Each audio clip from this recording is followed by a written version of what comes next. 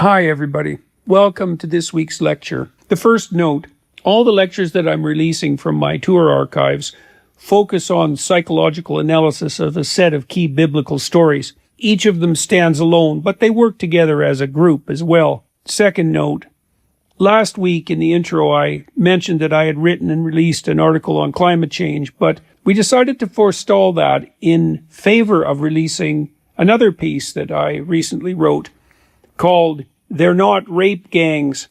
Well, you can tell from the title that that's a very punchy and provocative essay, and we thought it should take primacy with regards to the first thing that I've written in a year.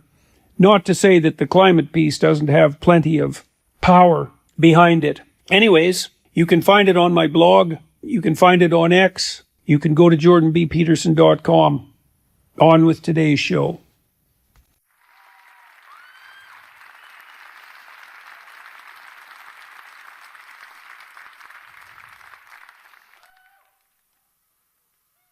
Well, I'm looking forward to this.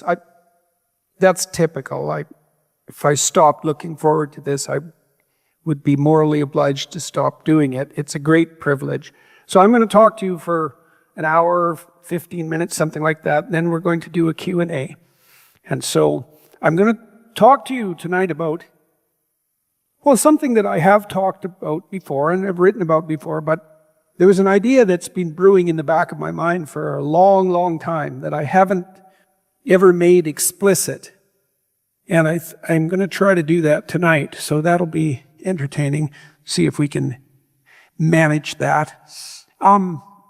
So I have this new book, which is the name of this tour, We Who Wrestle with God. And it's a great joke on the New York Times that it hit #1 on the bestseller list, which I'm quite grateful for, let's say, and also regard as ridiculously comic that a book focusing on the stories of the Old Testament could hardly be anything more traditional, is the #1 book in your advice section. So that's utterly preposterous and ridiculous, and a very good thing, because you might as well get advice from the best possible source.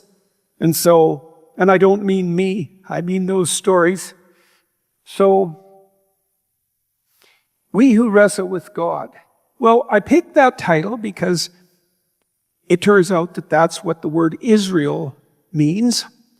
And Israel, the people of Israel, are the chosen people of God. That's the promise. And that's so interesting as far as I'm concerned, because everybody wrestles with God to a greater or lesser degree, and the reason for that is that we are fated to make moral decisions. We have to chart our course forward into the unknown. There's no way around that, and that means that at every opportunity, with every glance, with every word, you're aiming up or down. Those are your options. And it's very much worthwhile thinking about what that means. So I had a rule when I wrote this book. There was a couple of rules, but one of them was that I wasn't going to put forward any claim that I couldn't justify from the philosophical or theological perspective, insofar as I'm capable of doing that, and from the scientific perspective simultaneously. And part of that was based on my presumption that insofar as there is a unity at the base of all things, that the scientific and the ethical must converge. I don't see what the alternative is to that there is no moral world. That's a utterly foolish claim, that empirical facts have no basis in reality. That's a ridiculous claim. That those two modes of being are going to be necessarily set at odds with one another. That's the claim of those who insist that there's a conflict that's inalienable between the ethical and the scientific. I don't think any of that's true. I can't see how it can be true. So I'm assuming for the time being that it isn't true, and that any apparent conflict is a consequence of our ignorance and not a consequence of some disjunction in the fundamental nature of reality or the illusory nature of the ethical. No, none of that makes sense to me. So, let's investigate that a little bit.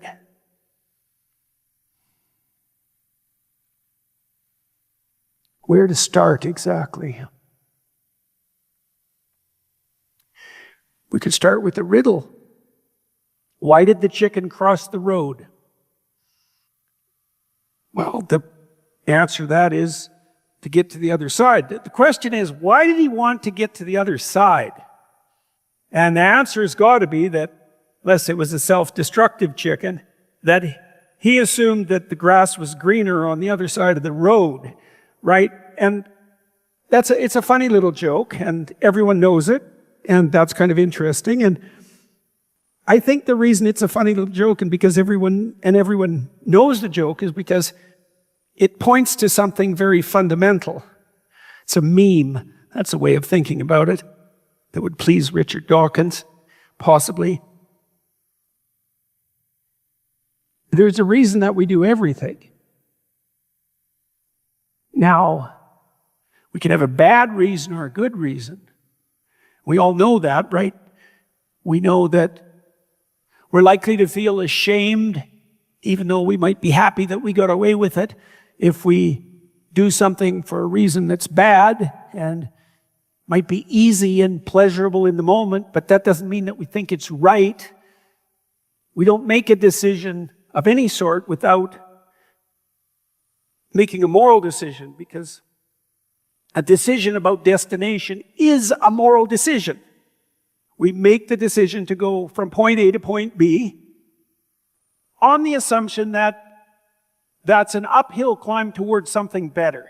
Or the opposite, that we've decided that we're going to make things worse for whatever reasons of resentment or deceit or deception or Machiavellian manipulation or vengefulness or just sheer sadistic delight in making the world a more unbearable place.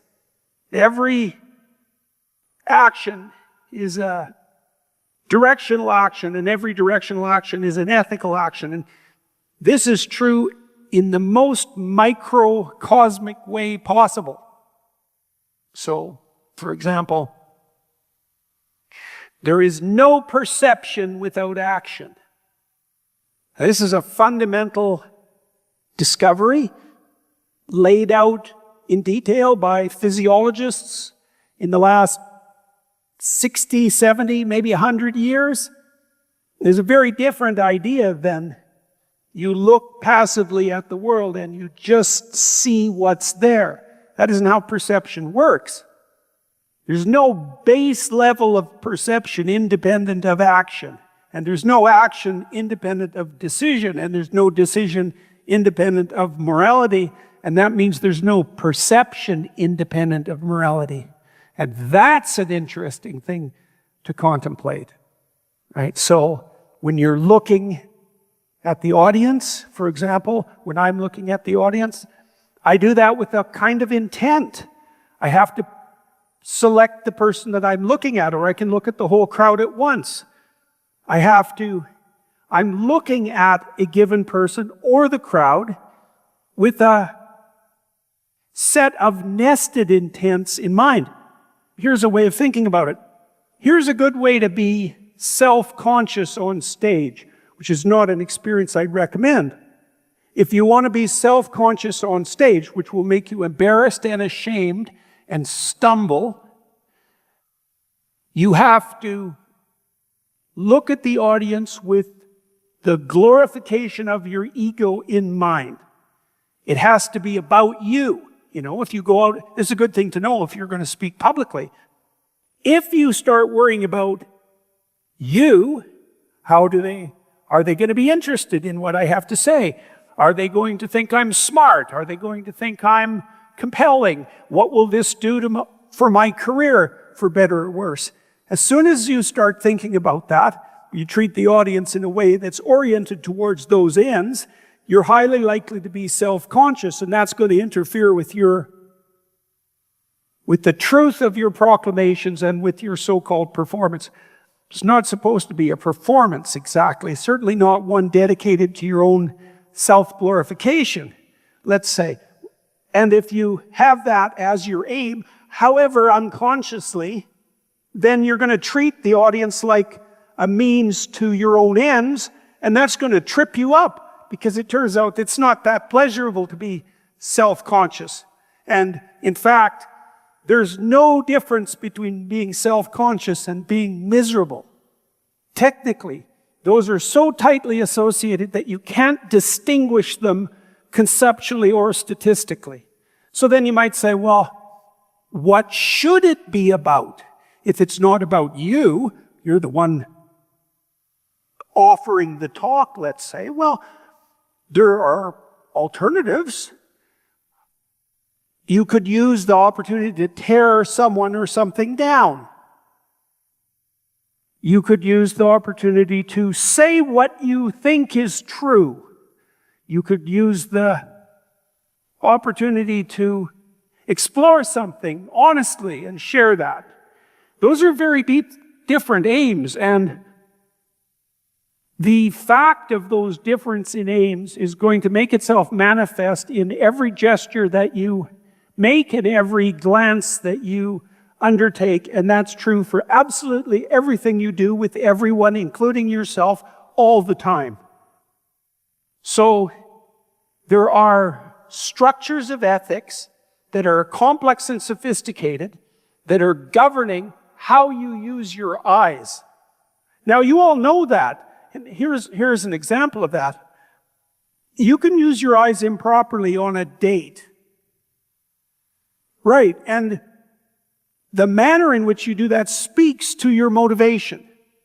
And that motivation speaks to your ethic in a very deep manner. And one of the things that your date is going to evaluate you in relationship to is the intent indicated by your gaze.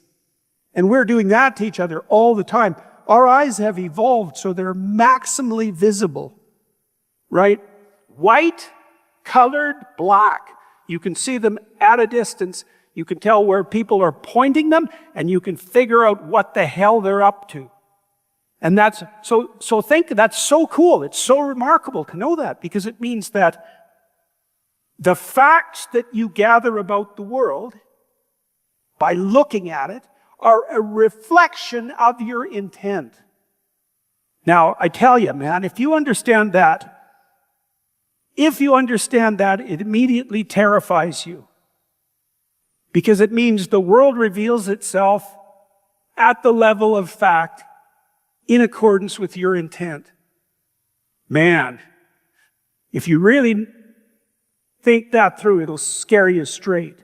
It begs some questions, like if things are truly miserable for you, and I do understand that people encounter the arbitrary runs of bad luck, right? I mean, there's an element of existence that's unpredictable, and just because you're careful doesn't mean you're going to be safe. But it's an open question how much of the misery that we encounter is a consequence of our misaligned aim. And it might even be better for all of us that you prayed, so to speak, that that's the case if you're miserable, because if it is the case, then maybe you could do something about it, and you're not just the victim, the powerless victim of arbitrary and unfair fate. What's it called? Peterson Academy. Peterson Academy. Peterson Academy. It's called Peterson Academy. Peterson Academy. If you want an actual education. With hand-selected professors from top universities around the world. Bringing the best professors together, making sure they're not censored in any way, giving them the audience and the remuneration and appreciation they deserve. And you were true to your word. You gave me absolute intellectual autonomy. I have had it through every course. We figure we can offer people a high-quality university-level education for under $2,000. Well, congratulations, Jordan. It's honestly brilliant. Can't wait to enroll myself. I'll be doing that straight after this. Fun, Joe.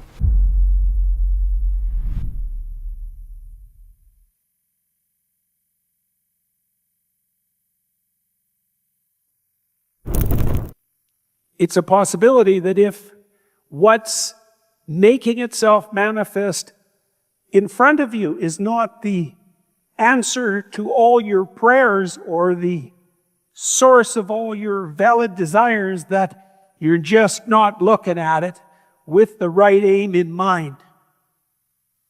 Okay, so let's talk about aim in even more detail. There's a story in the Old Testament that's relevant to this. It's the story of Jacob, who becomes Israel. Now, Jacob is not a good guy when that story begins. Quite the contrary.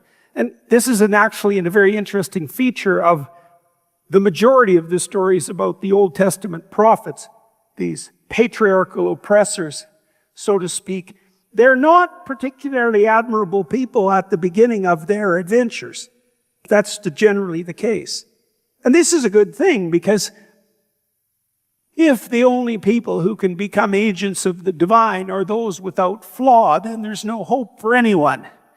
There's plenty of hope if those who became great in a manner that's been remembered for centuries started out just as flawed as you might be or I might be.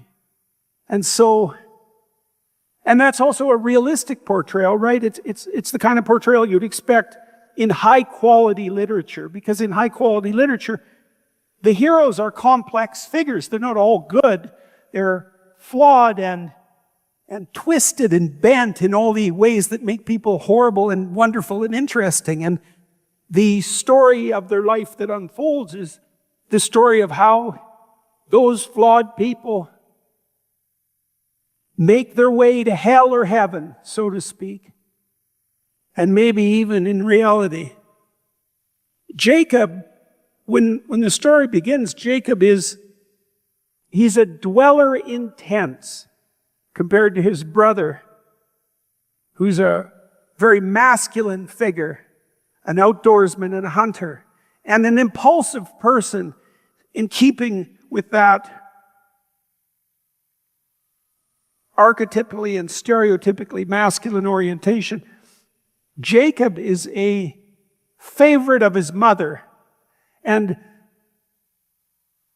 that in itself is not necessarily a bad thing, although there's danger in it, because there's danger when any given child is a favorite, and that favoritism is evident, and there's a danger in being your father's favorite, and there's a danger in being your mother's favorite. And the canonical danger, I suppose, of being your mother's favorite is that can set you against your father, and perhaps your other siblings, which is not an optimal outcome.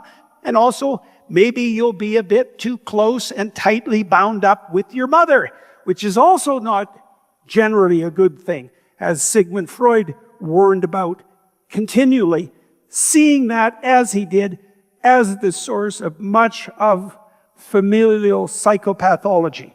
Why?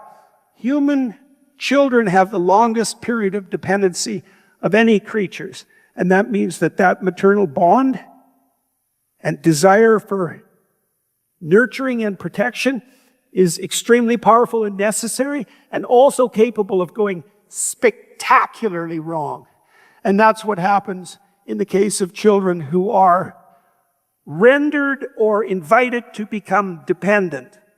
And that's what happens to Jacob. And it's worse, because he conspires with his mother to take the right of inheritance from his brother and to deceive his father even on his deathbed. And that's pretty ugly and very typical of family pathology.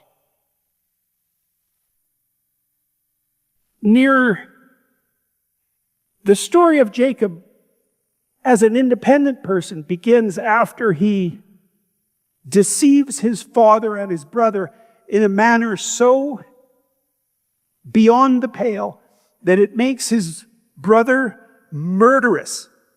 And so Jacob leaves. Now, when he leaves, you might imagine that he's shocked enough about the necessity of leaving, and maybe now old enough, because he's now a young adult, to understand that perhaps he's done something wrong, and also maybe able to see things clearly for the first time because he's got away from his mother. Now, I'm reading into the text because the details of that particular story aren't all there, but we can infer what the situation might be in consequence of our shared experience. In any case, when Jacob leaves his family, he makes a decision. And his decision is that he's going to aim up. Okay, so if you're an alcoholic, it's a fairly common fate. How might you recover from being an alcoholic? Well, you could go to a treatment center. For example, you could undergo medical treatment, hypothetically. There's no evidence that that'll work. There's no evidence whatsoever that any treatment, so-called medical treatment, psychological treatment for that matter, for alcoholism ever works. It's been known for 70 years that religious conversion treats alcoholism. Now, I'll explain why that's the case as we proceed through this.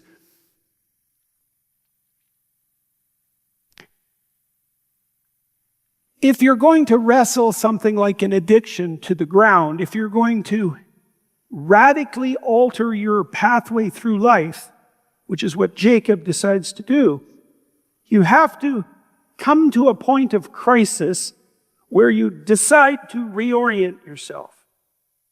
You have to understand that the path you're on has been destructive, and you have to realize that. Other people can tell you that, but that won't work. You have to figure it out. You have to understand that you've gone spectacularly wrong, that it's your responsibility that that's the case, and that in principle, it would be worth risking something to put that right. Now, all those are acts of faith, right? It's like, what makes you think you can change? You haven't. What makes you think there is an up as opposed to the direction that you've been going? And what makes you think you'd have the power of will and commitment to walk the straight and narrow path, even if it revealed itself to you? You don't know. And so you have to step forward towards what's better by stepping into the unknown. And you have to do it with a sacrificial attitude. And this is something that's laid out very carefully in the Old Testament stories, because there's an insistence in those strange stories that you establish the proper relationship with what's highest, so that would be the highest upward aim, through sacrifice. Now, everyone knows that, who's even vaguely familiar with these old stories, but it isn't obvious at all that anyone understands it, especially because it's couched in this archaic language. So, for example, when Jacob decides to aim up instead of down, when he leaves his home, he builds an altar and he sacrifices something concrete, right? He makes an offering, a burnt offering on the altar, and he sends the smoke, which contains the essence of his offering, upward towards the God who dwells in the sky, who assesses the quality of the offering and determines whether it's acceptable.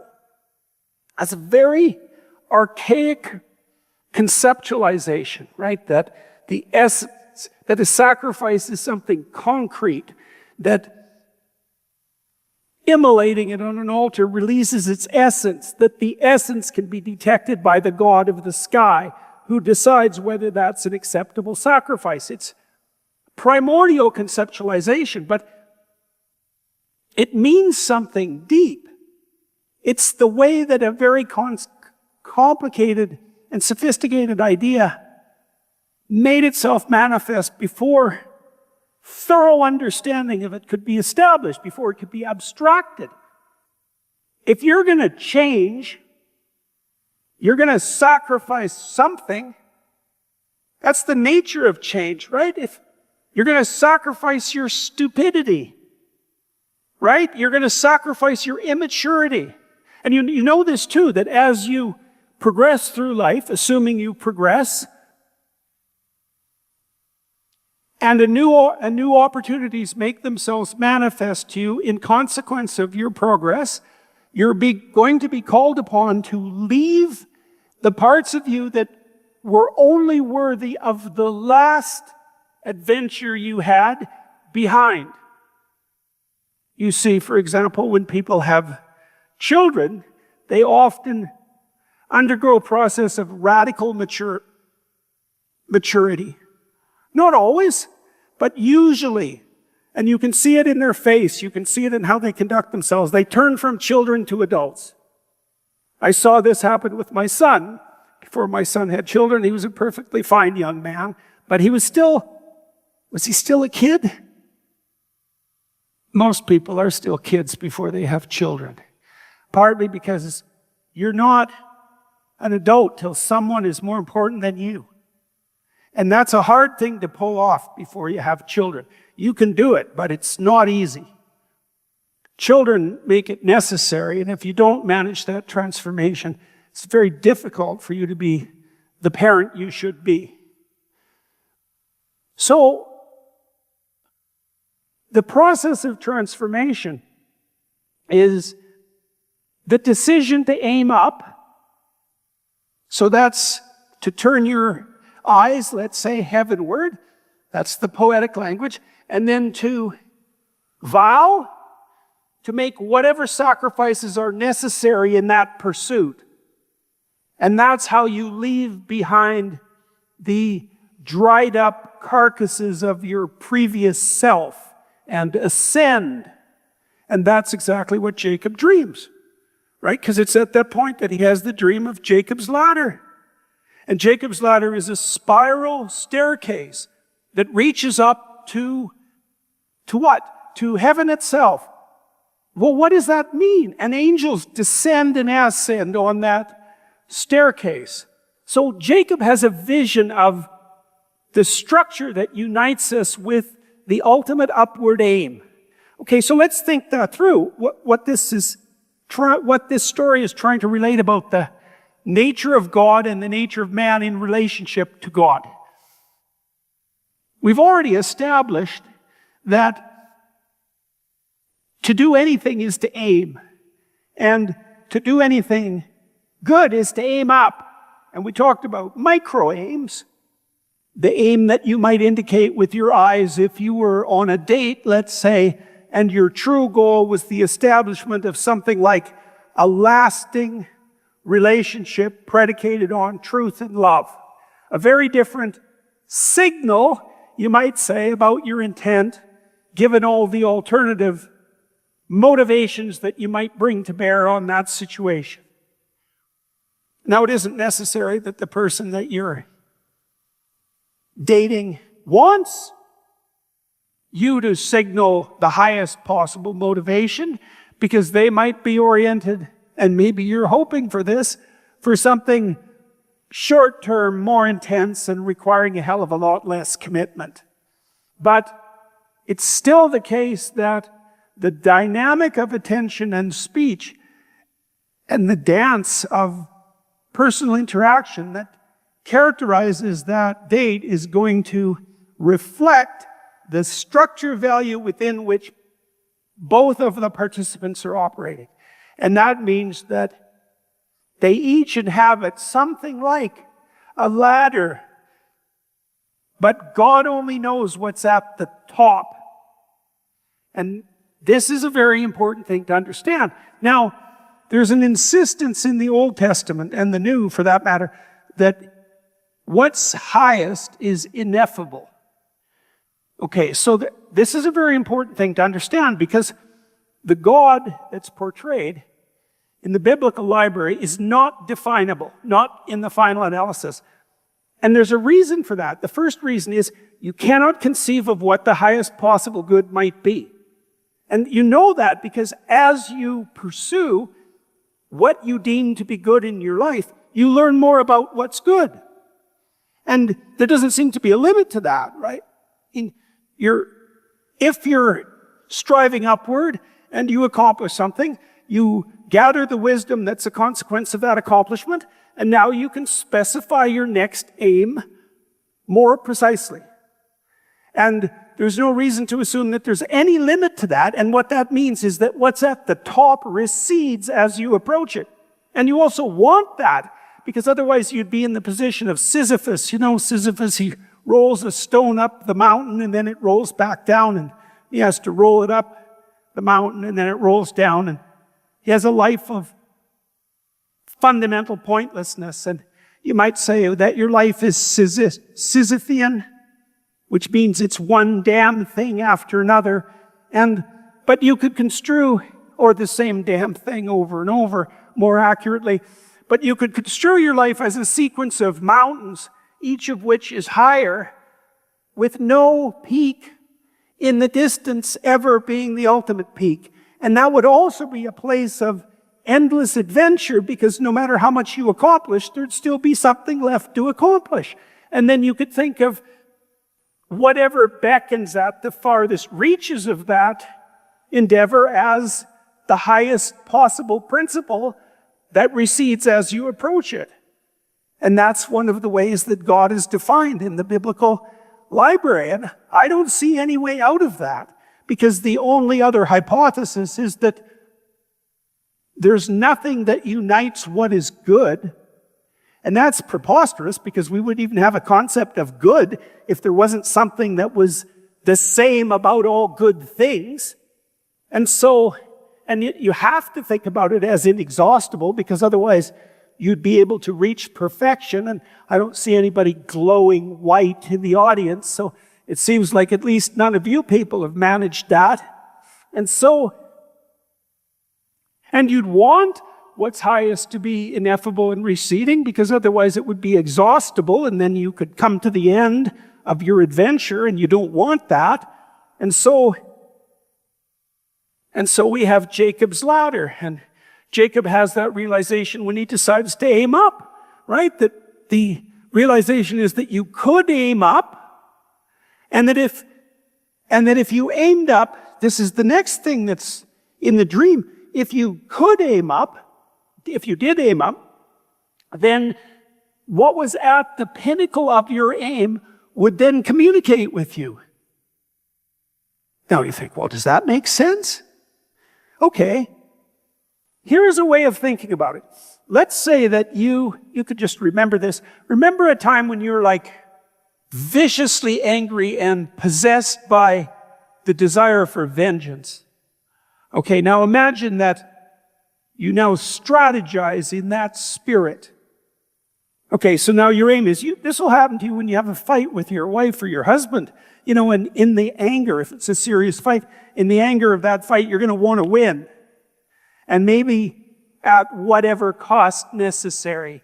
And that's not an aim commensurate with spiraling the relationship upward, but in the throes of your rage, maybe not only do you not care, you're actually happy that you sacrifice the peace of your relationship to your momentary victory.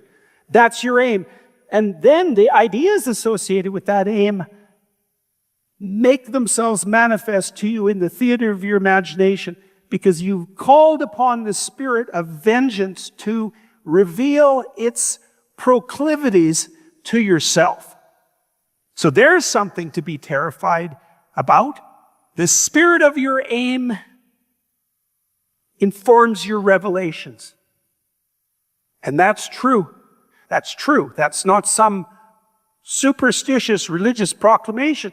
It's true biologically, because your perceptions and your motivations, your emotions, are markers for navigation. They take you where you're aiming. And so if you understand that, the next thing you want to figure out is just exactly where the hell are you aiming? And Jacob's vow, like the vow of Abraham, is that he's going to aim up. Now you might say, what does that mean? And the answer is, well, you don't know, right? Because what the hell do you know? And especially when you start out flawed like Jacob, or like Abraham for that matter, your vision is obscured by your own foolishness, and you're ignorant and immature. But that doesn't mean that you know nothing about the distinction between what's good and what's not. And so you're called upon, you might say, to aim up in keeping with the limits of your knowledge and your morality. If you don't know what's good or not, maybe that's not a decision to make, but there'll be times when you know. And then you listen. Or you don't.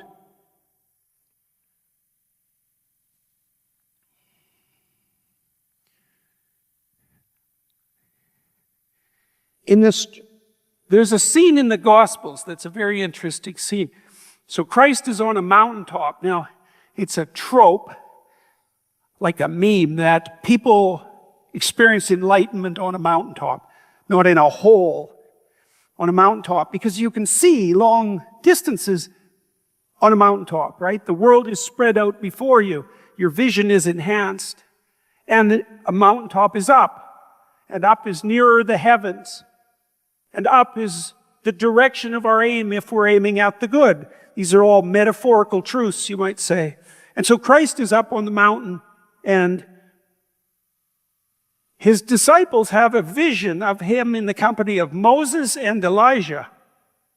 And they're glowing white, like the sun, which amplifies the notion of the heavenly up that's associated with the transcendent heavens. And Moses is there because he's the greatest prophet of the Old Testament and the founder of the law. But why is Elijah there? Elijah is a relatively minor prophet compared to Moses in relationship, let's say, to narrative length. The story of Exodus, the extended story of Exodus, occupies a substantial proportion of the Old Testament stories, and the story of Elijah is pretty short. And he's not a figure whose identity is known even to those who are divorced entirely from the religious enterprise. Why Elijah?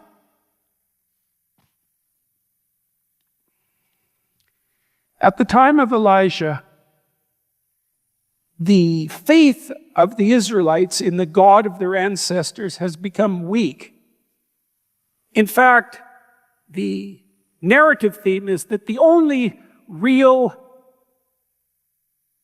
emissary of Yahweh at the time of Elijah is Elijah himself. And it's partly because the Israelites have succumbed to the temptation to have a king.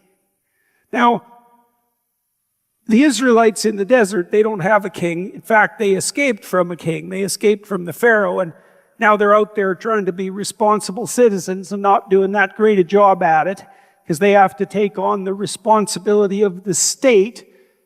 They have to take that responsibility onto themselves, and they'd rather not.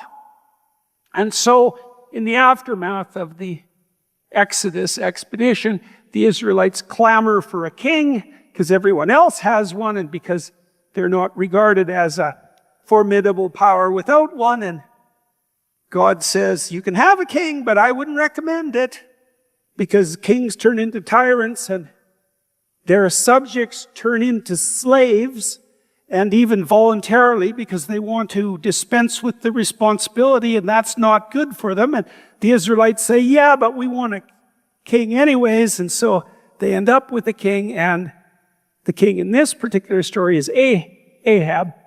And he's not a very good king, as kings tend not to be. And he deviates from Jacob's aim, and he marries a foreign queen named Jezebel. And Jezebel is a nature worshiper. And you might have noticed that a lot of them have popped up in recent years. And that's not a good idea. Nature worship is generally associated with the sacrifice of children. And that's happening now. All right, Jezebel, the nature worshiper, is a prophetess of a god whose name is Baal, B-A-A-L, and he's a god of nature. Now, why would there be gods of nature? Well, for the same reason that there are nature worshippers now. Nature is very impressive. It's awe-inspiring, right?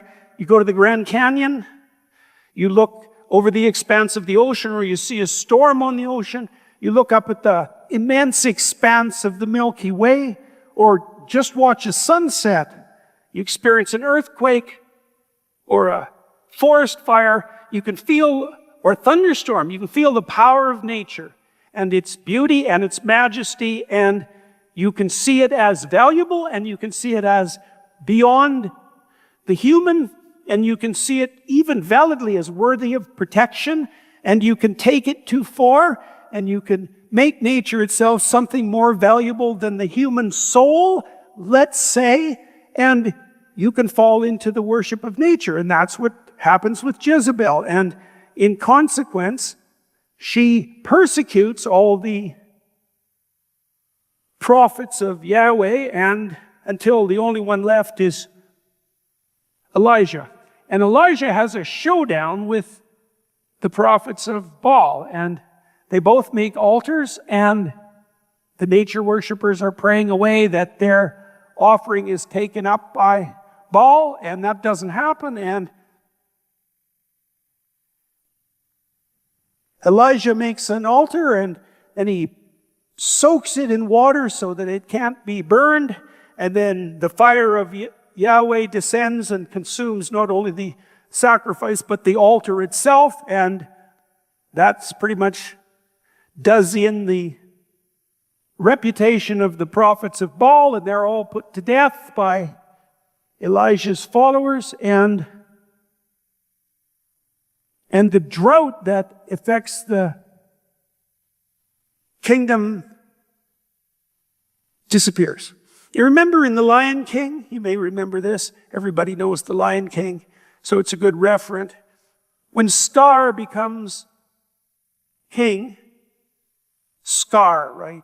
Vengeful, Luciferian, intellectual, dismissive, derisive, self-worshipping.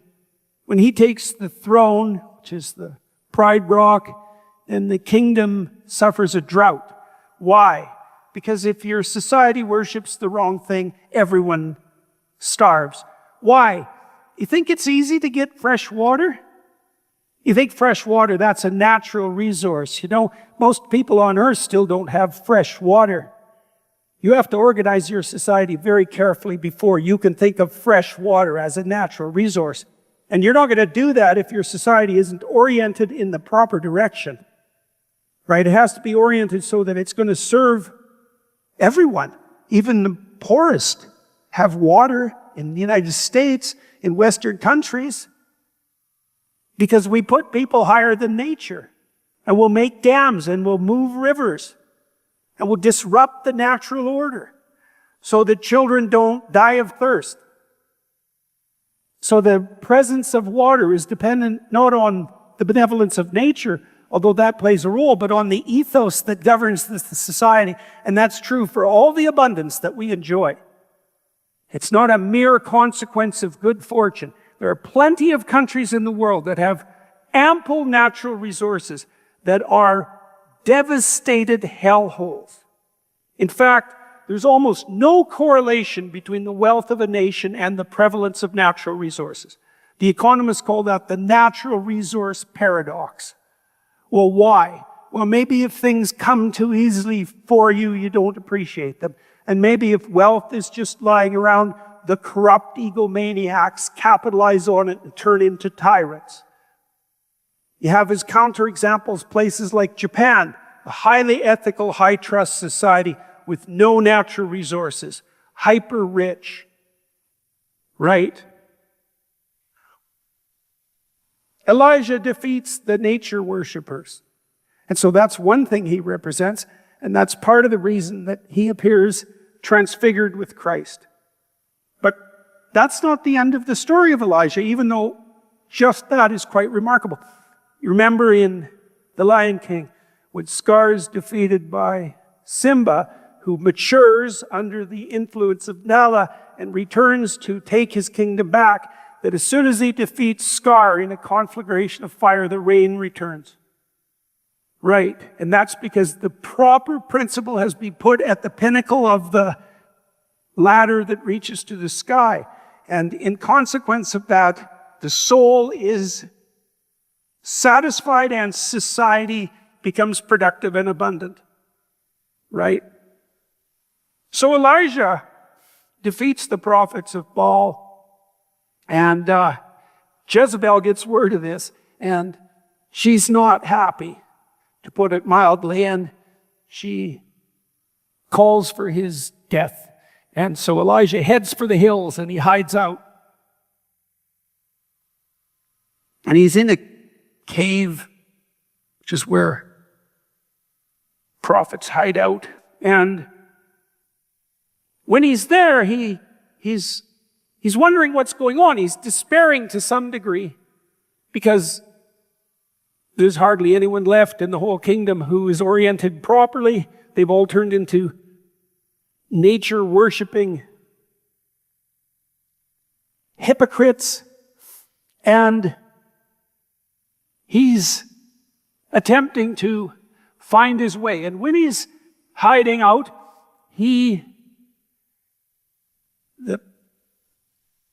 his place of habitation is visited by an earthquake, and then by a forest fire, and then by an immense storm. And Elijah is tempted by the power of those manifestations of nature to make the assumption that the divine itself is revealing itself in the awe-inspiring displays of the natural world. And then he has a realization. His realization is that God is not in the earthquake or in the conflagration or in the storm, but in the voice that comes to people from within. The still small voice is the voice of God. That's Elijah's realization. And it's this realization that puts him in the league of the most eminent prophets, because that's a stunning transformation in attitude for humanity of the same order of importance, you might say, as Socrates' discovery of how to think. Elijah posits that it's the voice of conscience that's equivalent to the voice of God. Now, this is something to really think about. So let's take that idea apart. Well, the first thing you might realize is that you don't have to do what your conscience tells you. So the idea that it's still and small, that you have to be quiet to hear it, and that it doesn't compel you with power or threat, that seems right. You do something that you shouldn't do, and you're awake at night, sweating it out, and you know that you did do what you did and that you could continue, but there's something that's, calling to you? Calling you out on your misbehavior that you could attend to, that you don't have to attend to. You can squelch it, you can ignore it, you can continue with your misbehavior, or worse, you have the freedom to not abide by your conscience. And maybe it manifests to you as an emotion or as verbal thoughts, a feeling, let's say, or fully developed conceptualization, hints about what the appropriate pattern of action might be. And it has an autonomy, which is a fascinating thing. Because you might think, if you're running the show, especially your own show, and you'd think that you are, because it's your show, that you could just tell your conscience what to do. Because it's you, or it isn't. Those are the options. And if it's you, then why can't you just shut it down and tell it to leave you the hell alone, or make a pact with it so that despite the fact that you're doing something second-rate and malevolent, that it's fully on board? How in the world is it the case that you can't control that? And what does it mean that you can't control it? Does it mean that there's a part of you that's not you? And it's a part of you that's not you that can think and can evoke emotion, can invoke shame, can invoke the desire to change, that you can't control. Well, what's the difference between that and the hypothesis of a spirit? And then you might say, well, is there a similarity between the diverse voices of conscience that come to multiple people? And we say, well, of course, because we can recognize someone who's appropriately conscience-ridden. We're even likely to forgive them. And we know that the voice of conscience that speaks to you might speak about your particular flaws to you and about your particular flaws to you, but the thing that it's aiming at is similar enough so that we can recognize it as the voice of conscience. And so not only is it not personal in that you don't get to control it and internal, it's also transcendent. It's something that isn't you, that's beyond you, that speaks to everyone with the same aim in mind. It's an Old Testament insistence that this is a definition, you see. It's a definition.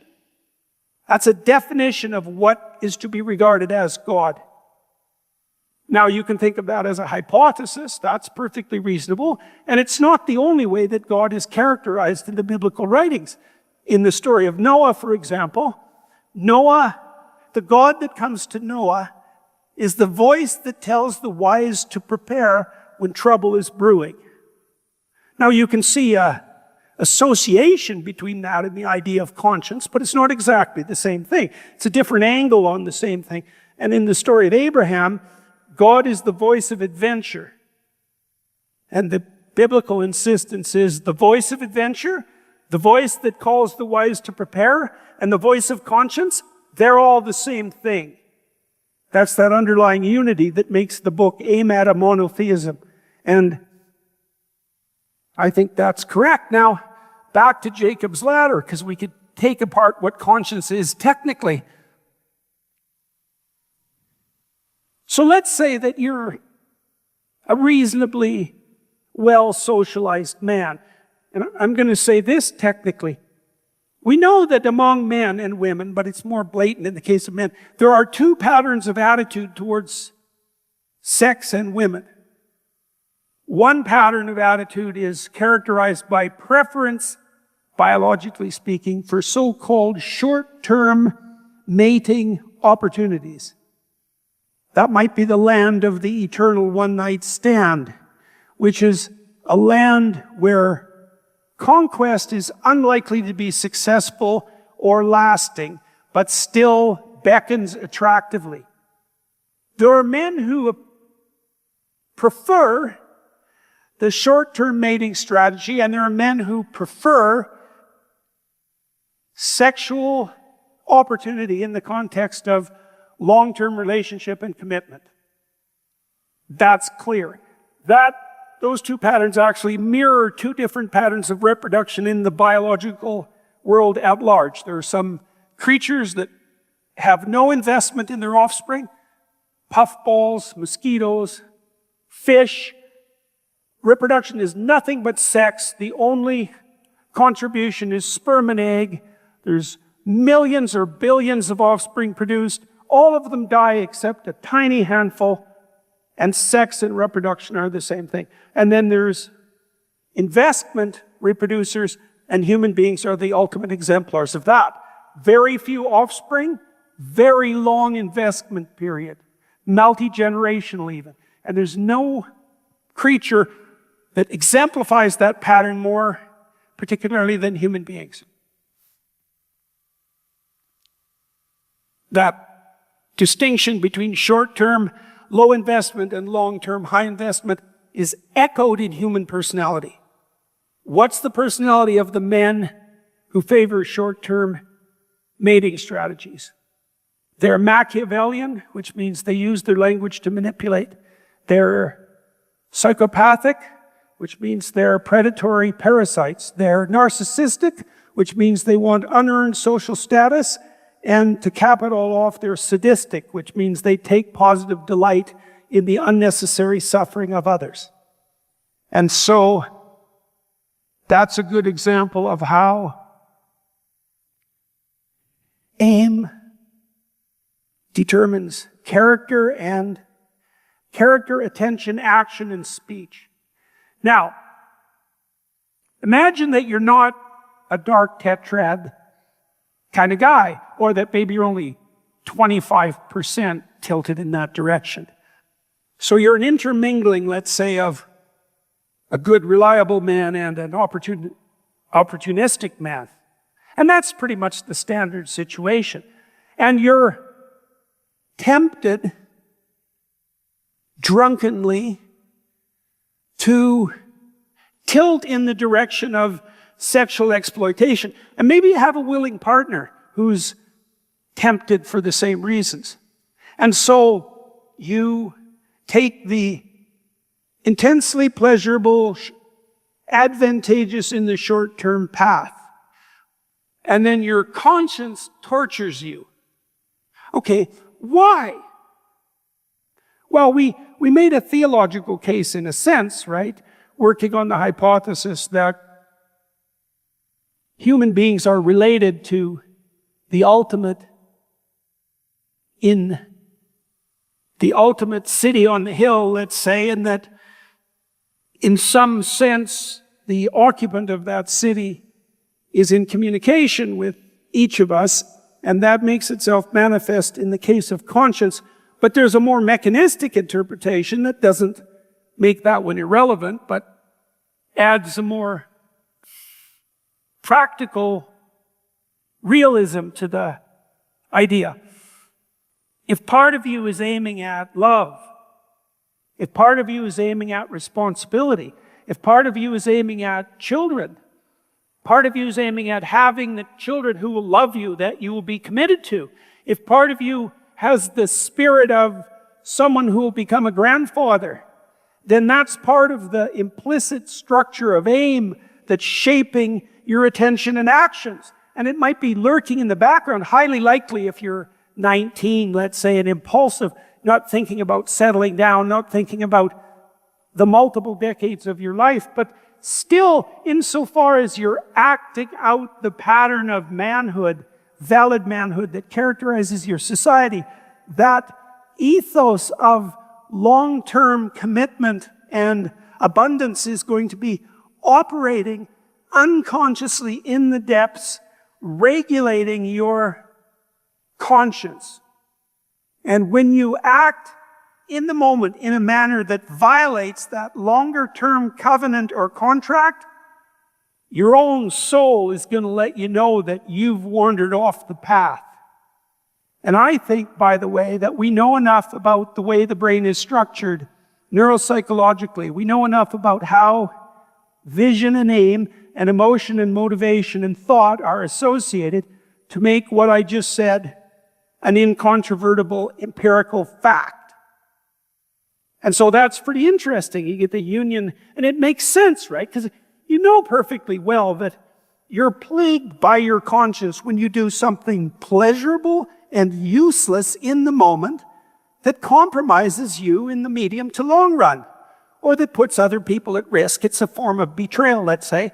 You can betray yourself, and your deeper self, your true self, that's another way of thinking about it, your higher self, you can betray that. And there's a mechanism that operates within you that lets you know. And of course there is, because how the hell else would you know how to orient yourself in the world over spans of time that exceeded tonight? And it's a pretty sad creature who's 30 and hasn't got a vision of the world that lasts longer than the next hour. You want to be as far away from someone like that, even if you're that person, as you can possibly get, right? We know that as you mature, your capability, your capacity to govern your actions by a longer and longer span vision increases. And that's what the difference is between a 2-year-old and a 10-year-old. The 2-year-old's got a span of a few minutes. You know, the 10-year-old's got up to the point where maybe he can manage a week. You'd kind of hope by the time that you're an adult that maybe you can think about something approximating the multiple decades of a marriage, let's say. And no one in their right mind is going to presume that the shorter-term orientation should trump the longer-term orientation. I mean, how could that possibly make sense? If you're worth serving over the longest possible period of time, clearly. And I also believe, and I think you can make a technical case for that, that if you acted in your best interest over multiple decades, there'd be absolutely no difference between that and acting in the best interests of other people, especially your wife, your husband, your family members, because they're you. What a neighbor said to me once, no mother is any happier than her most miserable child. And there's truth in that. It's like once you're mature and you're embedded in your social community, when you have long-term commitments, which is what you have if you're not a bloody psychopath, then there isn't any difference between your long-term emotional stability, the hope the future offers, and the manner in which you treat the people around you. It's the same thing. And that's part of that upward aim. And it's the violation of that principle that your conscience speaks to you of. And you can think about that as a deep biological instinct, or you can think about it as the voice of God himself. And it doesn't matter, and they're the same. Conscience as God. That's by the way, a deep Catholic supposition. It's one of the classic arguments, and I think a very powerful argument for the existence of the divine. It's very difficult to falsify that proposition. I don't think you can do it. I tried to do it. Everything I wrote in all my books, but I tried to break all the things I wrote. I'd have an idea, and then I'd think, for a week about how that might be wrong. And if it was wrong, then I'd just scrap it. The only thing that was left were things I could not make wrong. And I don't think it was because I had an agenda other than trying to find firm ground, And if you want to find firm ground, then you want to subject everything to a rigorously sacrificial process. That's for sure. That's separation of the wheat from the chaff. And that's a manifestation of the divine logos. Jonah. When we meet Jonah, we don't know anything about him. He's a middle-aged guy. Nondescript, apparently, because there's no story about Jonah up until the story that I'm going to tell you unfolds. God comes to Jonah and says to him, you've got something to say. And Jonah is not very happy with that idea, and God explains it in some more painful depth. He says to Jonah, you have a divine duty, even though you don't know it. You have to go to the city of your enemies. It's Nineveh in this tale. And you have to tell them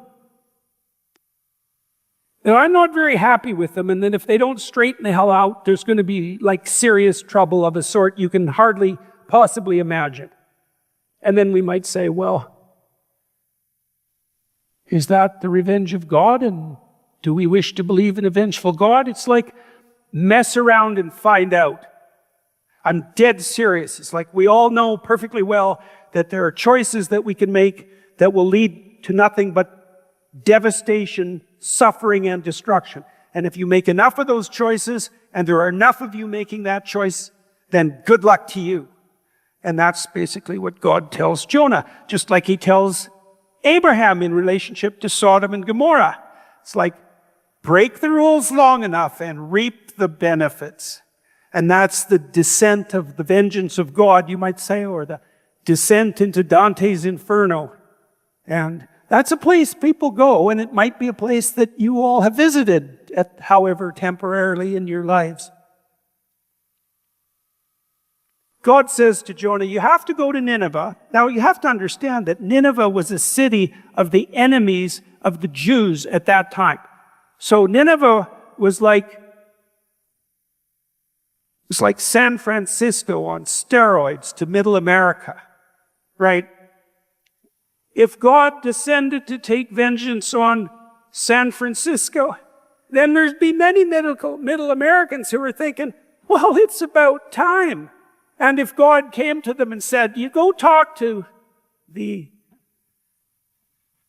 hedonistic golden calf worshippers of San Francisco and tell them to fly right or else, you'd think, yeah, I don't think so. They can go to hell in a handbasket in their own particular way.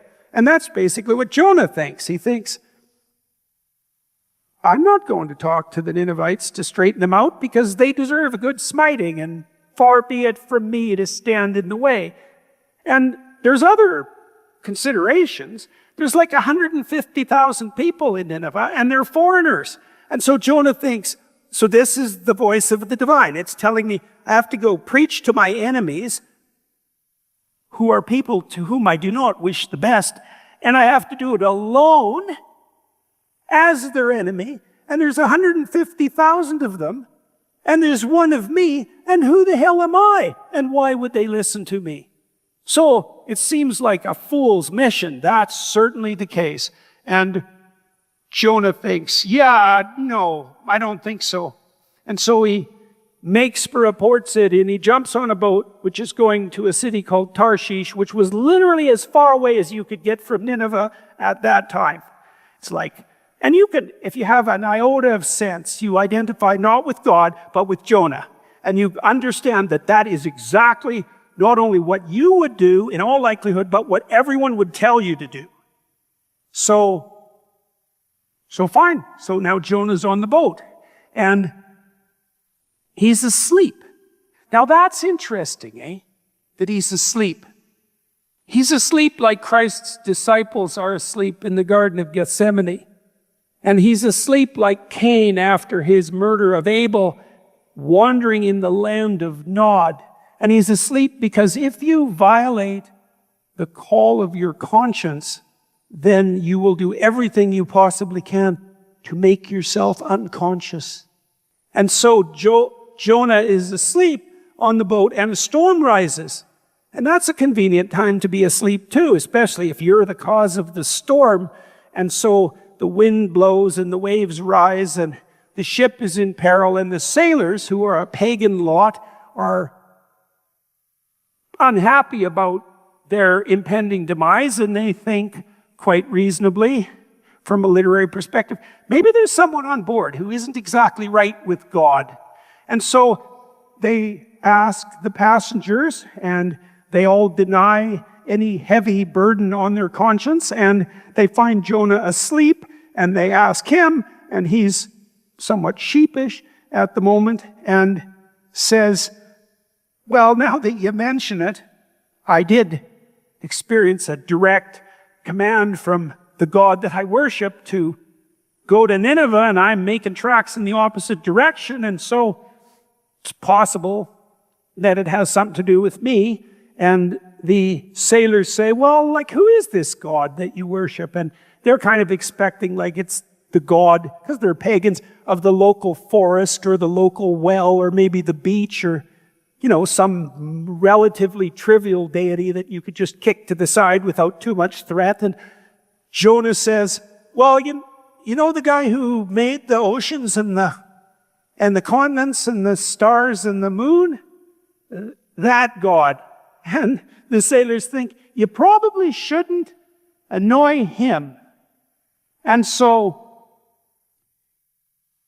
Jonah indicates by the fact that he told the truth that he's actually not such a bad guy, all things considered. And the sailors, who are none too happy about the fact that their ship is in peril, decide that despite all, they're going to row like mad to shore and see if they can save themselves and Jonah, even though he tells them to throw him overboard. But they row and they row and they try to make progress, and they throw all their cargo overboard, and it doesn't matter because the storm's just getting worse and worse. And so finally they understand that they have nothing to lose by tossing Jonah into the drink, and he's on board for that, and so they do, and the storm ceases. And they all decide to abandon their gods of the forest, let's say, and bend the knee to the God of Israel. And Jonah's in the water. So what does this mean? Well, here's one interpretation. If you're called upon to speak by your conscience, even to your enemies, and you refuse, then you put the ship at risk. And that might be the ship of your soul, and it might be the ship of your family, and it might be the ship of state, or maybe it's all of those. And the notion is that you, despite being nobody, like Jonah, have something to say. And if you don't say it, then everything is imperiled. And you might think, well, that's preposterous. It's like, yeah, maybe. How do you know that the truth that you know that's unique to you isn't necessary for the abundant provision of the world? Don't we all agree that every single person is made in the image of God and has something valuable to offer? And if that's the case, well, then maybe you're called upon to bring that forward when asked to. And maybe the world is a markedly lesser place, degenerating into something approximating totalitarianism when you're silent, when you're called upon to speak.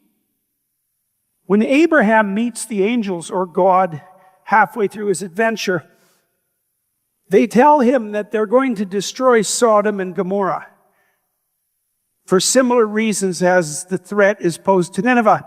And Abraham says, I don't think you should do that. He's bargaining with God. And God says, why the hell not? And Abraham says, what if there's some good people there in this immense city? And God says, I don't think there are. And Abraham says, yeah, but have you looked everywhere? Like, you might be wrong. What if I can go there and find 50 good people? And God says, okay, you find 50 people, no smiting. And Abraham, who's a stubborn character, says, well, how about 45? And God's annoyed at his presumption, but says, hey, 45, knock yourself out. And Abraham says, 40. I imagine with some hesitancy. And God says, okay, 40. And Abraham says, well, how about 10? And God says, okay, 10. And so what does that mean? Here's one interpretation. If a city is sufficiently uncorrupted so that there are 10 people in it who still dare tell the truth, then it has hope. And so then you might say, well, are you called upon to be one of those 10? Well, what's the alternative? That you're part of the mass that's destined for desolation? Because those are the options. And you might say, well, how probable is it that it's you that would be called upon to speak? And the answer is, why not you? If not you, then who? And it's certainly the case that there are going to be times in your life where you're the one that has to speak, because no one else knows what you know about that situation or about that circumstance. That's a part of the fact that you are in fact unique, and that there's something about you that is unlike anyone else who will ever exist, and that's part of the potential that you could bring into the world. And who knows how valuable that is. The biblical insistence is that it's so valuable that if just 10 people in a city do that, then the city can be saved, regardless of its iniquity, let's say. So maybe that's the case for your family and for your town and for your state and your city and your state. And maybe it's the case for your nation. And maybe if everyone said what the hell they were supposed to say, then the waves wouldn't rise and the ship wouldn't be imperiled. And that's not all, because when Jonah gets thrown into the water, you might think, well, that's pretty bad. That's a pretty vicious punishment. It's like, you ain't seen nothing yet, because you only think that Jonah's punishment, which is to die by drowning, is the ultimate punishment. And that's just means that you are naive beyond comprehension, because you don't know that there are worse things than death. And there are worse things than death. There are conditions under which life degenerates into something so unbearable, not least in consequence of your own inaction, that you might beg for death if you were there. And you want to pray that you don't end up understanding exactly what that means. But that's what Jonah comes to understand, because what happens to him next is that a beast from the deepest possible abyss comes up to the surface and takes him in its jaws and brings him to the bottom of the earth itself, right? And it states explicitly in the text that that's hell. And so what's the idea? Well, if you're silent when you're called upon to speak, then maybe you put the ship of state in peril, and maybe that even imperils your own life, but that's nothing compared to the fact that you're inviting yourself and your fellow people into hell itself. And you might say, I don't believe in hell, and I would say, well, that only means one of two things. One is, you've been very fortunate so far, because you haven't had a visit, and that's unlikely to last, and you know nothing about human history. And you know nothing about how states degenerate when everyone who's called upon to speak remains silent. And that's the definition of a totalitarian state. And if you don't think that's hell, you don't know anything about totalitarian states. So now Jonah's in hell, and he spends 3 days there. That's analogous to the 3 days, by the way, that passed between Christ's crucifixion and resurrection. And that's not accidental. In the depths of his misery, in hell itself, Jonah looks upward and says, my error led me to this place. Help me rectify my fault. And the God who makes himself manifest even in the depths of hell responds and says, will you obey? And Jonah says, yes. And the beast from the abyss arises from the depths and deposits him on the shore. And he goes to Nineveh. And I suppose, having been through all that, he's the sort of man to whose words, to whom, he's the sort of man whose words compel people to listen. Just as you might be if you undergo some terrible travail and speak sincerely in consequence of your knowledge of the inalienable truth. And he goes to Nineveh and he tells the Ninevites, you don't have to listen, but here's what happened to me, and here's what's revealed, and he's so compelling that they listen. And they put on sackcloth and ashes and cease their golden calf worshiping hedonistic ways and straighten themselves out, and God spares the city. And that's how the world retains its proper orbit in consequence of people's fealty to the voice of conscience. And you can decide for yourself whether or not you think that's true. And I certainly can't see any possible alternative conclusion. And I think if you understand that and you think about it, it's enough to terrify you too. It's enough to terrify you sufficiently so that you might decide to fly straight.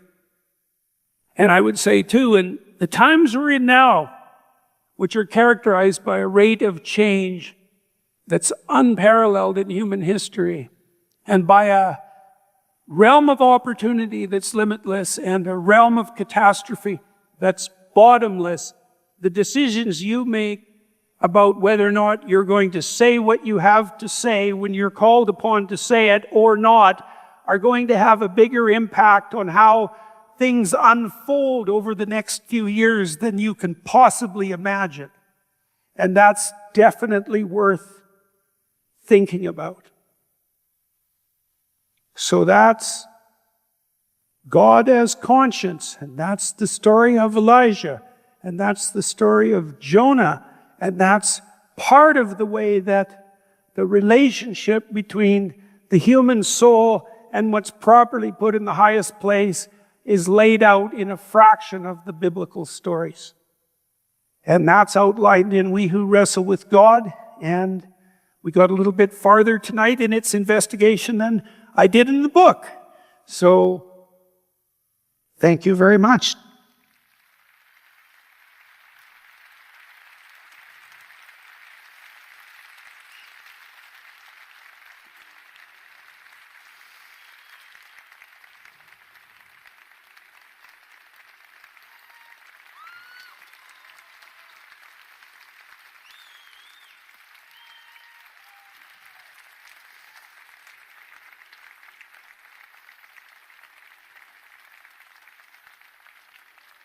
You know, one of the things you might think about in relationship to that is it's to consider what prompted you to come and expose yourself to such a miserable sequence of ideas, you know, because maybe that's conscience too. And so those are the sorts of things that are definitely worth some protracted thought. Tam, you're coming back out? So,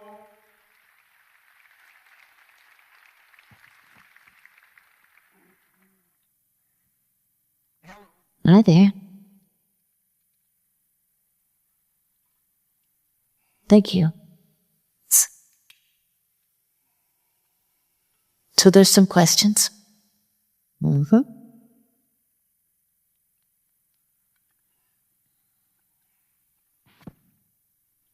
Okay, here's a question. What's your opinion on the modern-day Western church? I have concerns after experiencing the church as more business religious practice versus genuine faith.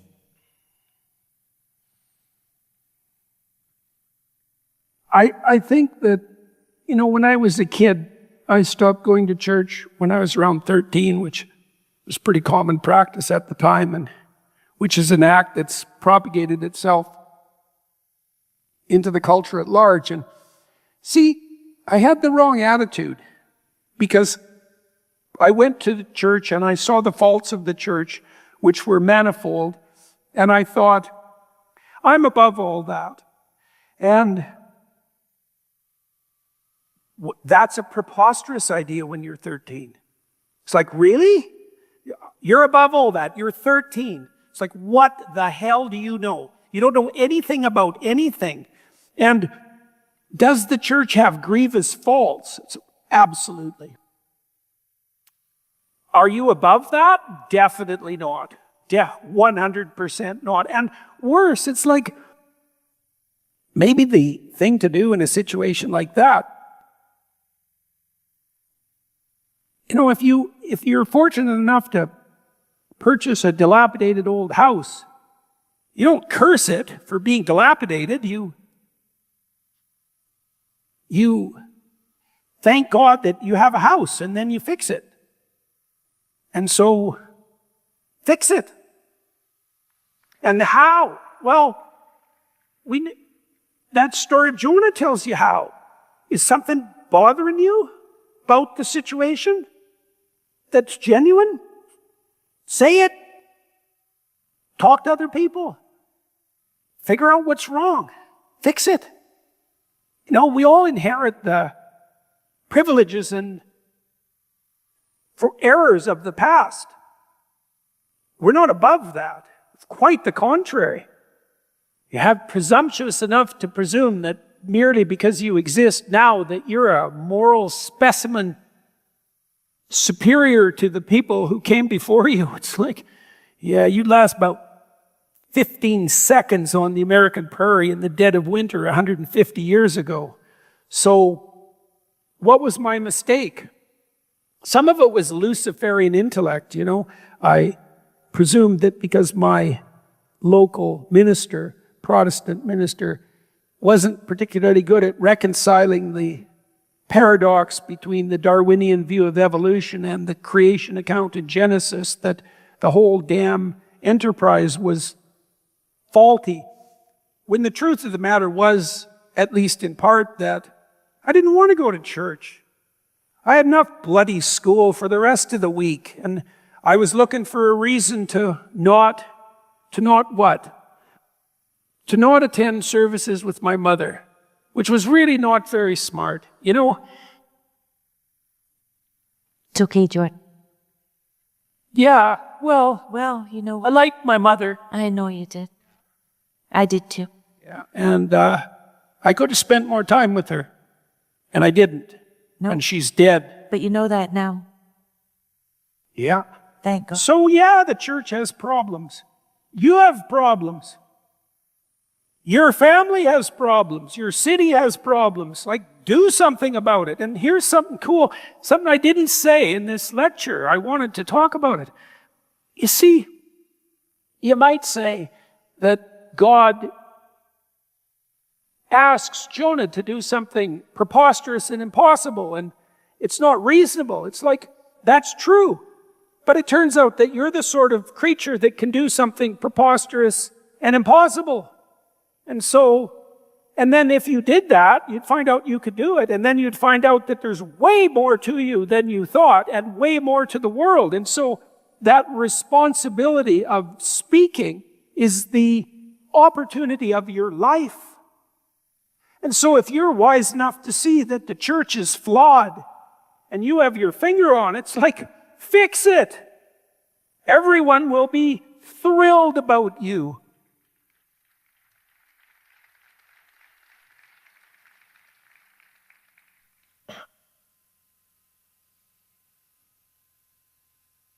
Okay. How do you distinguish between high discipline and tyrannizing yourself? That's a really good question. You could ask the same thing about your children or your wife or your husband or your citizens. So, I'll tell you a story. So, near the end of the Israelites' exodus from Egypt, the fractious and immature sojourners are lost in the desert again and running out of water. And they go to Moses, who's kind of fed up with them by this point, and for good reason, and say, we're out of water. We know you have a channel to God. Do you want to have a chat with him and see if we can get some water? And Moses says, okay. And he has a chat with God, and God says, there's some rocks nearby, and you're to go over to those rocks with Aaron, who's the political wing, by the way, the political wing of the spiritual, and you're to invite the rocks to give forth water. And so Moses and Aaron go to the rocks, and they strike the rocks. Moses strikes the rocks with his staff. Now, his staff is an emblem of authority. It's the staff that has the living spirit in it. That's the serpent. It's the staff that springs into life when it's planted in the ground. It's living tradition. It's the staff of living tradition.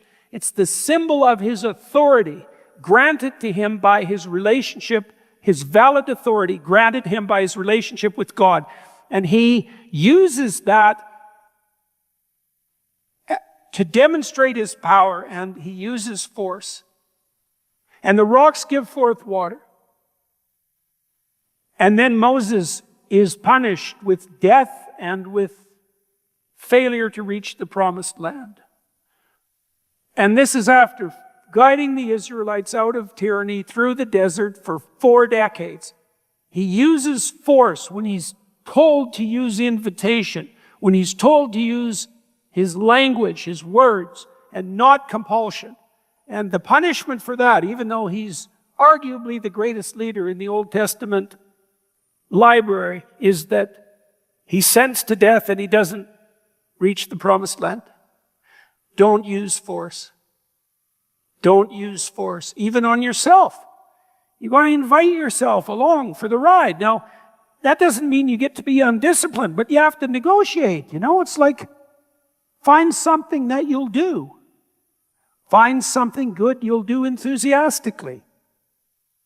Find something small enough so that you'll do it for good, enthusiastically, and then build on that. And it's the same when you're dealing with your children or your wife or your husband. It's like, could we jointly come to a negotiated end that we would both be thrilled to pursue?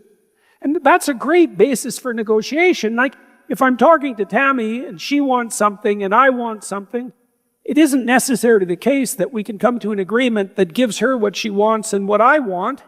And what is this I that wants anyways?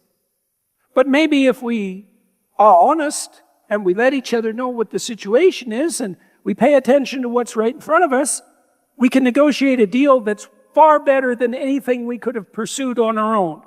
And if that wasn't the case, then why the hell would you ever be married? I mean, the proposition of marriage is that you can do things better together than either of you could do alone.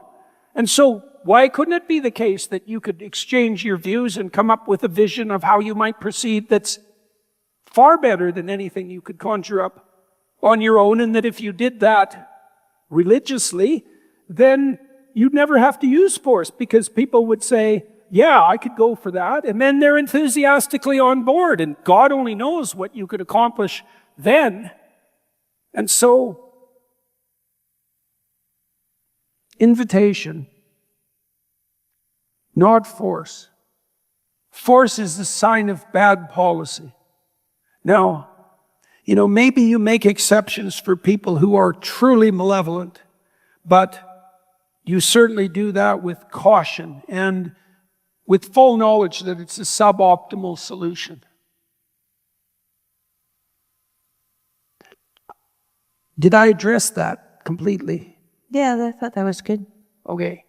Between high discipline and tyrannizing? Yeah. Highly disciplined and tyrannizing. Yeah, well, you see this in psychotherapy. So the psychoanalysts figured this out. Like, if you're dealing with someone and you're both aiming at positive transformational change, sometimes the therapist, let's say, will offer some advice, and it's well-meaning, and maybe it's even accurate, but the person won't enact it, or they'll even do the opposite. And the reason for that is they're actually annoyed that the therapist is stealing their life. You can't tell someone else what to do exactly, because what the hell do you know about what they should do? You can invite them to participate in the process of discovering what they should do, and you can encourage them in that. But even if you are well-meaning, and even if you know what you're doing, if you impose it, you get what the psychoanalysts call resistance. People will work at cross purposes to your force, even despite themselves. And it's partly because they want to be free. So you want to make an offer, and you do that with vision. So your initial stance is to aim up. So you think you're sitting down to negotiate with your wife, and you think, okay, what the hell are we aiming at here? And you really got to think that this is a prayer. This is an attempt to establish a connection with the divine. You think, okay, I love my wife. You got to remember that and rediscover it. And what do I want? Well, I want her to love me. That'd be good.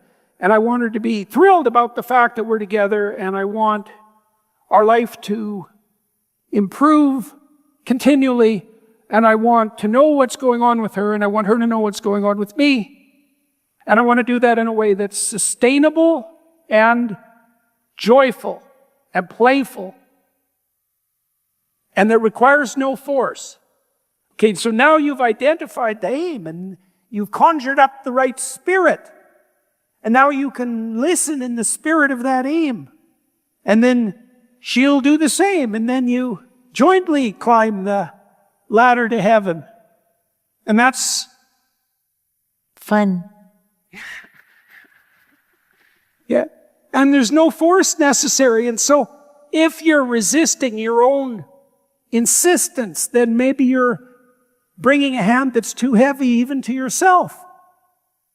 And that's worth thinking through. And that's very different than having no standards. It's like children love you if you have high standards. You have to adjust the standards to the situation and personalize them and make them invitational. But There's no difference between having high standards for someone and loving them and encouraging them and paying attention to them. The same applies to yourself. Discipline can be religious adherence to a set of enabling principles rather than heavy-handed tyranny, right? And then it's the discipline that enables rather than the superego that crushes. It's an invitation rather than the oppressive patriarchy, I suppose. And an invitation to play, that's way better than do this or else. So, and equally disciplined, we know that. Athletes who play are very disciplined people when they play at the highest possible level. So you can play with discipline. That's a good deal. That's a good deal. And that's different than force. Okay, that's the answer to that question then. Good. Okay, here's one. You have 7 minutes. Okay. So you said perhaps the most important words ever said was when Jesus Christ on the cross said, my God, why have you forsaken me? What do you mean by that? Please respond. Well, I don't remember saying that those were the most important words ever said, although it's possible that I said that.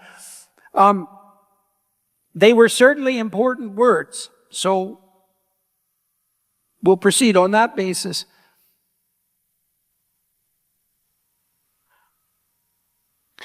So the Passion of Christ is a comprehensive tragedy. And I mean something technical by that. So we know that there's a category of story that's tragic, right? And there's many variants. Many movies that you see are tragic. Many books of fiction that you read are tragic. People's lives can be tragic. So there's a category of the tragic. And then you could imagine that a story can be more or less tragic. And then you could imagine that a story could be so tragic that no story could surpass it. And the Passion story is that story. And part of the meaning of the Passion story is that the Spirit of God, the Spirit of the prophet and the laws, descends into the common life of humanity and experiences life in its totality, so that everything terrible that could happen to someone happens to Christ, and arguably to you. That includes that moment of desperation when things are as bad as they can possibly be, and that plaintive cry that all the good that was done for naught. And the Spirit's descent into the flesh of mankind would be incomplete without that despair, because the despair is part of the tragedy. And so it has to be there. And what does it mean? It means the promise of the resurrection is fulfilled despite the despair. What does that mean? God only knows. The Christian insistence is that the voluntary sacrifice of Christ has reconciled man to God and God to man. And I believe that's true, but I don't understand what it means.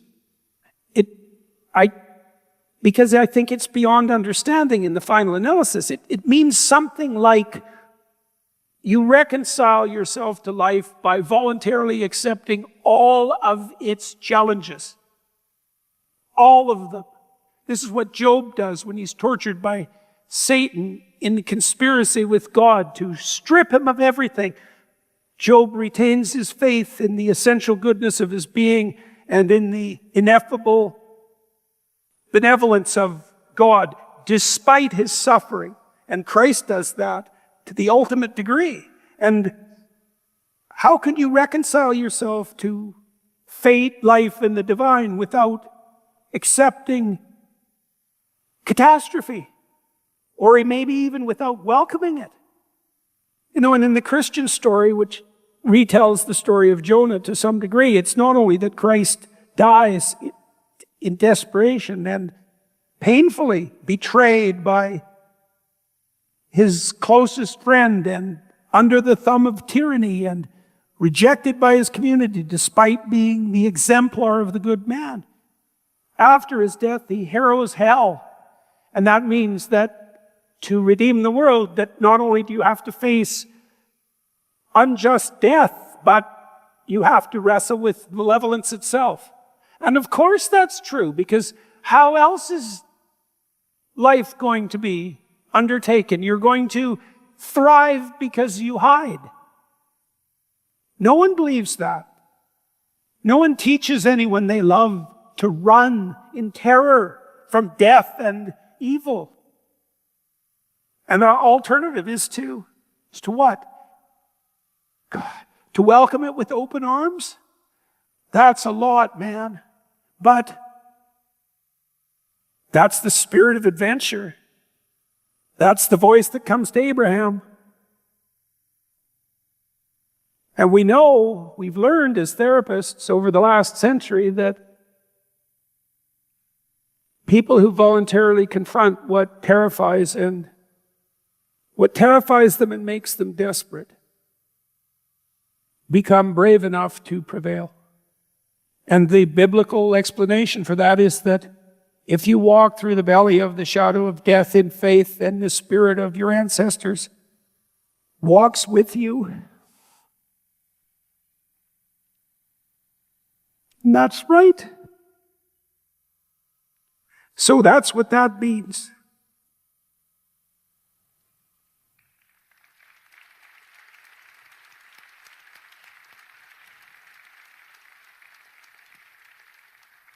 One more?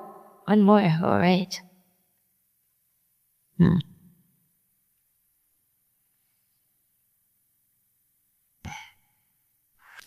That was a rough one. That was a rough one. Okay, how about this one? What effect does phone addiction have on one's relationship with God? And how would one go about decreasing their phone usage?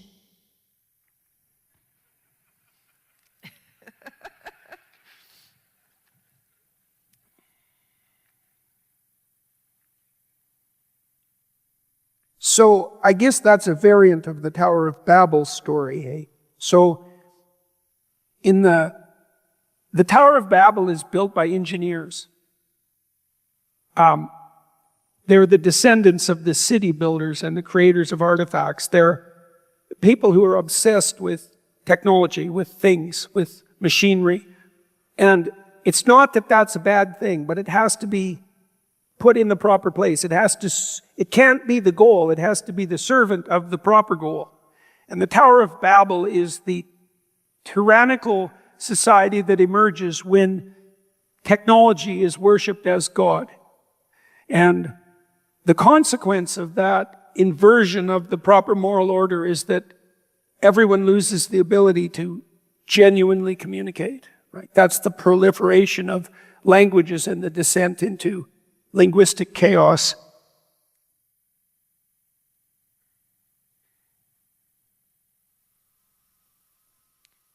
So that's the abstract level of answer. The practical level of answer. A phone should be your servant and not your master. Now that's a very tricky victory to attain, because you have more computing power in your phone than any human being on the planet. No, every human being on the planet had 10 years ago. And so that's quite the adversary. It's a very difficult thing to stay on top of. We better stay on top of it, because if we don't, it's going to be on top of us. And that's the Tower of Babel. That's the all-seeing eye of Sauron, right, from the Lord of the Rings. That's the technological God whose omniscient vision will replace the truly divine if people are sufficiently irresponsible. Is that a battle you'll have to fight with your own phone and in your own family? Yes. What did you tell me at lunch today? I was on my phone. What did you tell me? I'd phoned my I phoned... Oh, I know what it was. You asked me if you could call Charles, and Charles had a flood in the house, so he had to call Charles. A friend of ours. Yeah. And that was allowable. And I said, yeah. Charles had a better... Saw him. Then I snuck in an additional phone call, which was an important phone call, but not a vitally important phone call. And it was... I think you can be with your phone or you can be with me. I have other things I can do. Yeah. Yeah. Yeah. Yeah.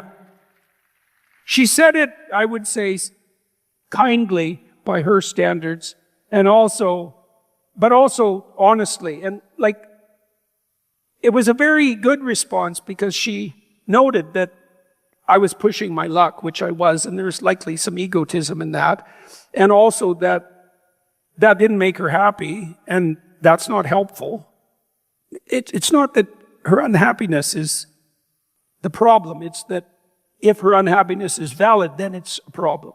Because I don't want to use my phone in a way that will interfere with her wanting to go have lunch with me. Because I'm going to have a lot of lunches with her, hopefully, and I'd rather they went well. And so, one of the things you do in your family is you speak when you've got something to say. It's like, you're pissing me off with that phone. And then you might say, well, that's because you're a little too sensitive. And who knows, right?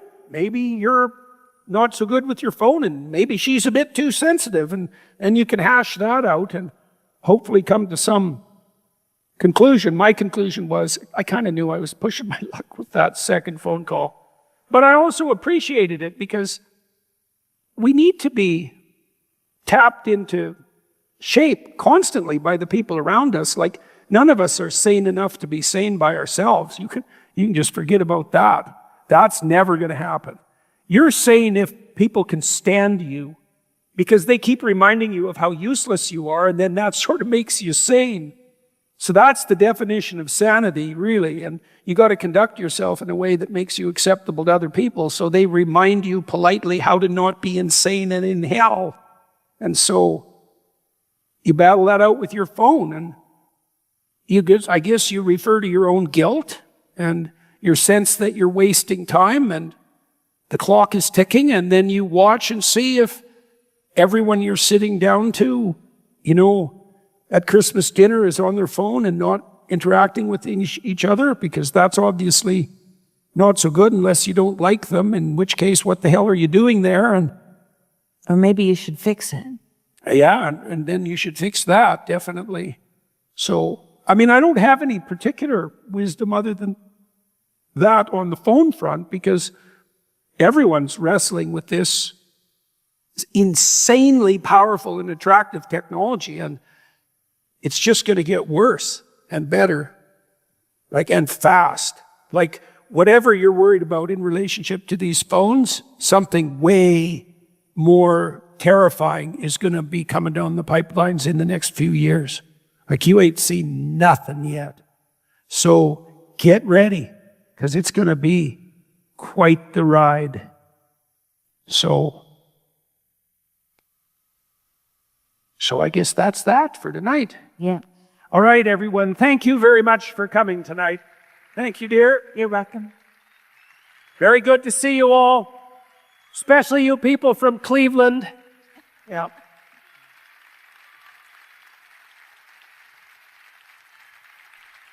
Good night, everybody. Thanks again.